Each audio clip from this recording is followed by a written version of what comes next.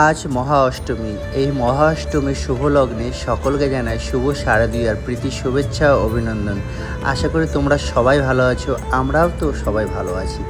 তো দেখুন, আজকে এই সপ্তমীর সন্ধ্যায় আমরা পুজো পরিক্রমে বেরোবো বলে আগে অরিনদ্রিকাকে রেডি করে দিচ্ছি।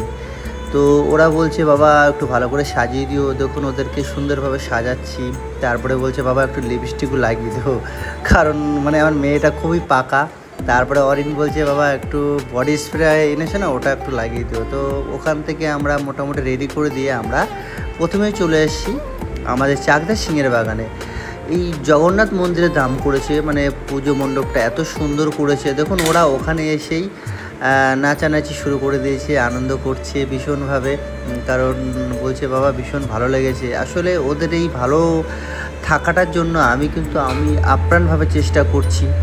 তো আশা করি তোমরাও এই চাকদাতে আসবে, কারণ আমাদের চাকদাতে অনেক ছোটো ছোটো প্যান্ডেল হয়েছে, ছোট বড় মিলিয়ে একদম দারুণভাবে সাজিয়েছে আমাদের চাকদা।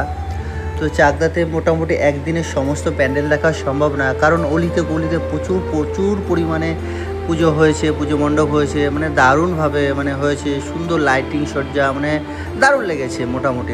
আমার তো ভীষণ ভালো লেগেছে, আর বিশেষ করে অরিনদ্রাকেও ভীষণ ওরা খুশি হয়েছে।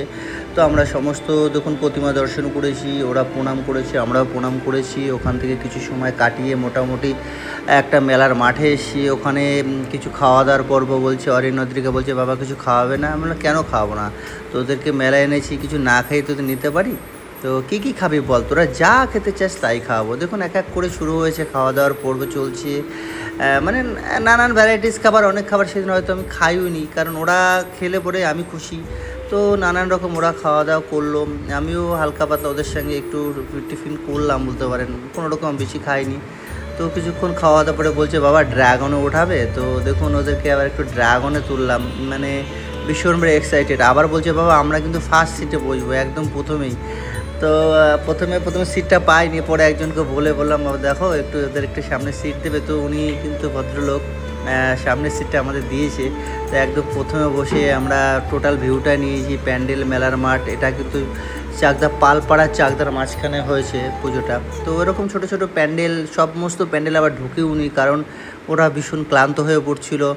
তো বললাম ঠিক আছে চল, কিছু ফাঁকা, যেখানে যে সমস্ত ছোটো ছোটো জায়গা ফাঁকা আছে সেখান দিয়ে ওদের ঘুরিয়েছি। ওরা কিন্তু ভীষণ আনন্দ করেছে। আসলে চেষ্টা করি তো ওদেরকে ভালো রাখার।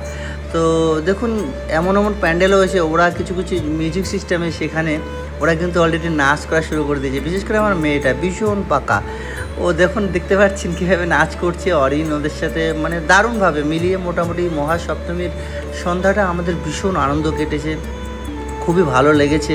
আসলে এই আছে আমাদের